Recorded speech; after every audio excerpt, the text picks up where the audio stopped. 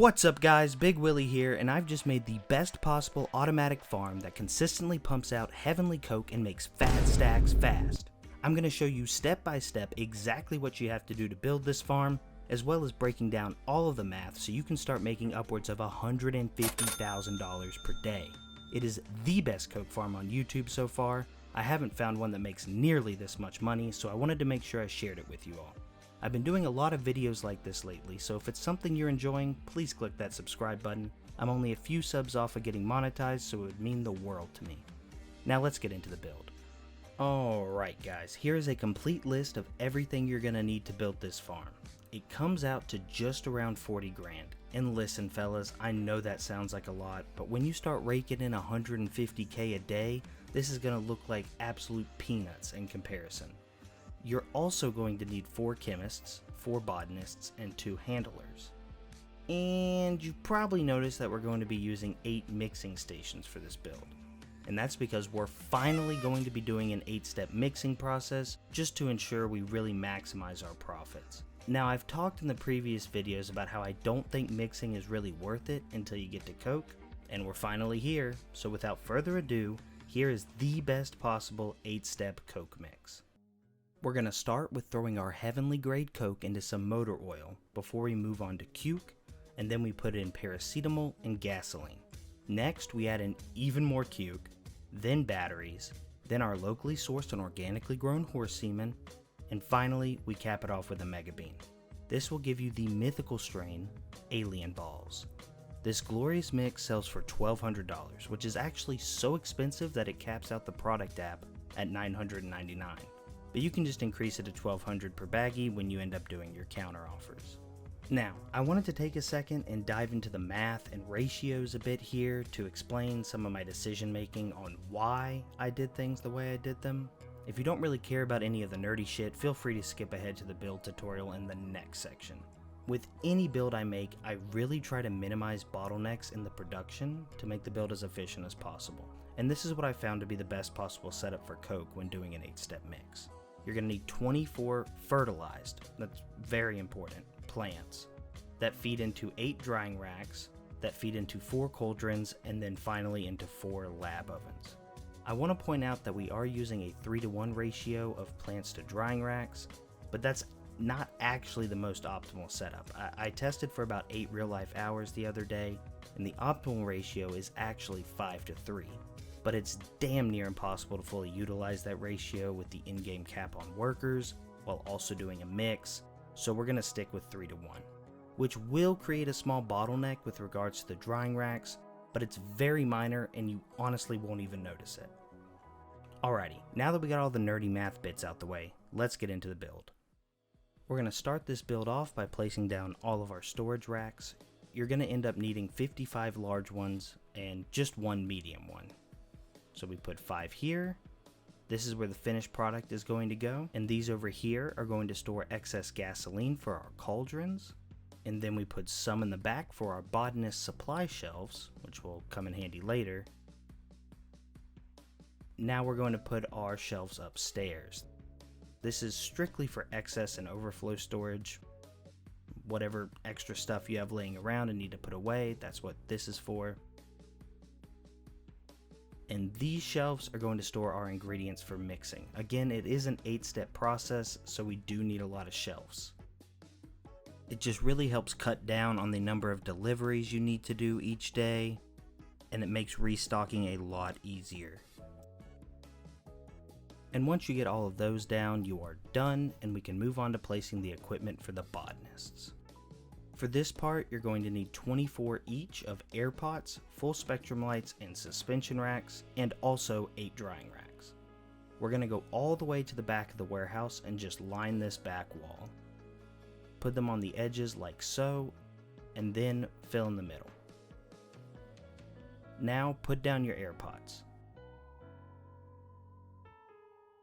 And lastly, you're going to put down your full spectrum lights, just all along the racks like so. And finally, you're going to put your drying racks along this wall right here, just slam them all down and you're good to go. Now let's get on to the machinery.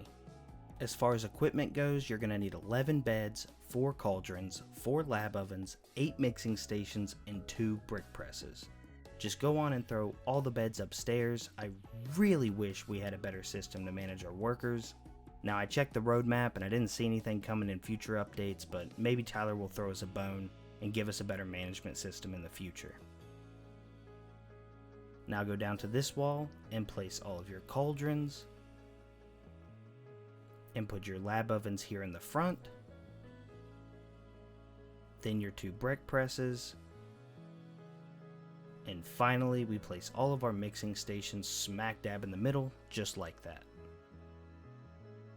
Before we start messing with our workers, I like to make sure that all of our equipment is set up correctly so we don't run into any hiccups down the line. So the first thing we're going to do is take those brick presses we just put down and assign their destination to the large storage rack beside of them.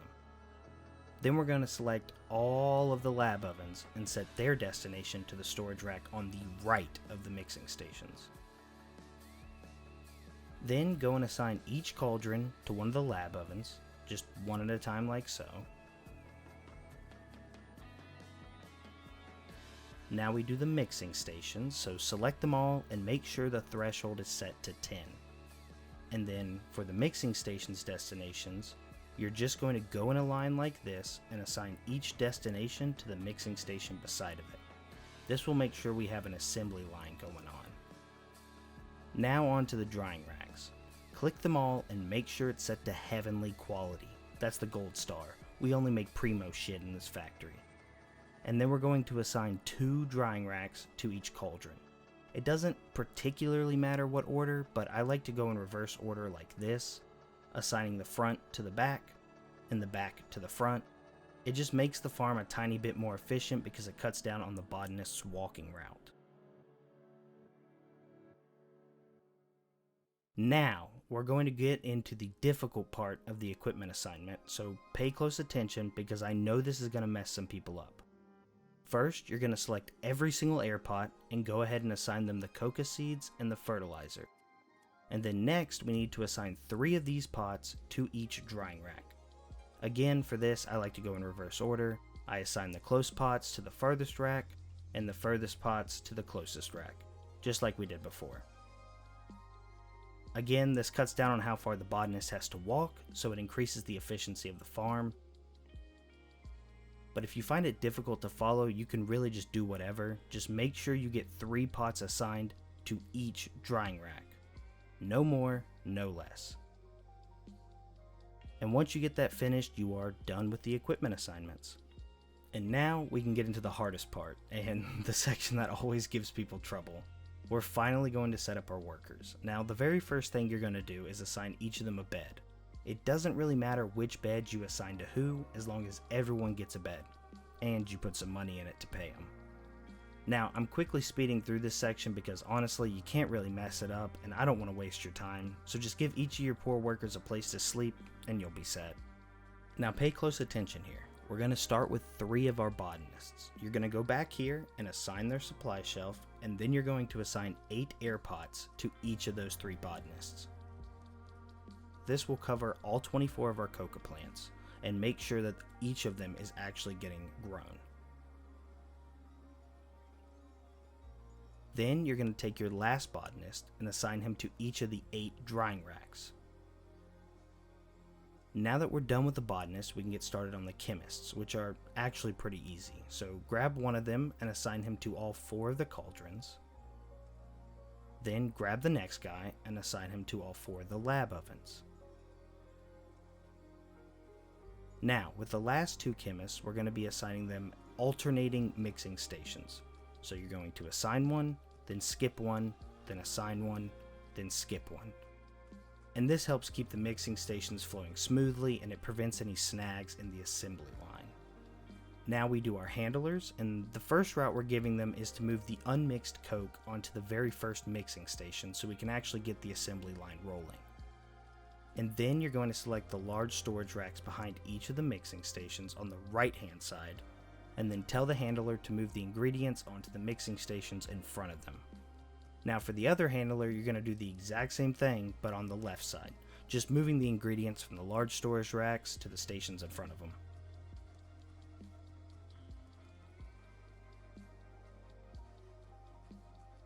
And for our very last route, we're going to move the finished coke, after it's been mixed, into the brick press, so they can turn it into bricks for our lovely little dealers. Now, as far as supplies go, this farm actually needs quite a bit.